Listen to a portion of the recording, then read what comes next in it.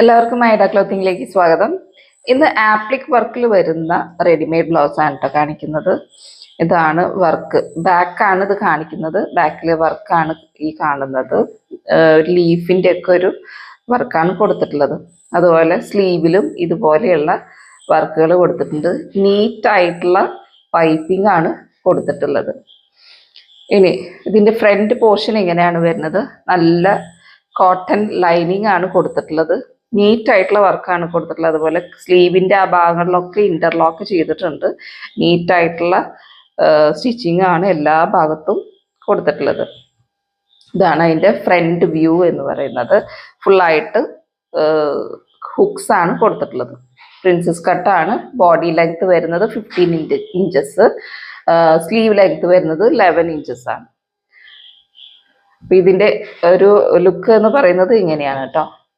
Back ഇങ്ങനെ വരും, front ഇങ്ങനെയാണ് വരുന്നത്. പിന്നെ മറ്റ് കളേഴ്സ് എന്ന് പറയുന്നതാണ് നല്ലൊരു ഒനിയൻ പിങ്കിലാണ് ഈ ഒരു ബ്ലൗസ് വരുന്നത്. നല്ലൊരു ഒനിയൻ പിങ്ക് ഷെയ്ഡാണ്. നെക്സ്റ്റ് നല്ലൊരു യെല്ലോ ഷെയ്ഡിലാണ് വന്നിട്ടുള്ളത്. മെറ്റീരിയൽ കോട്ടൺ സിൽക്കാണ് മെറ്റീരിയൽ വന്നിട്ടുള്ളത്. ഇനി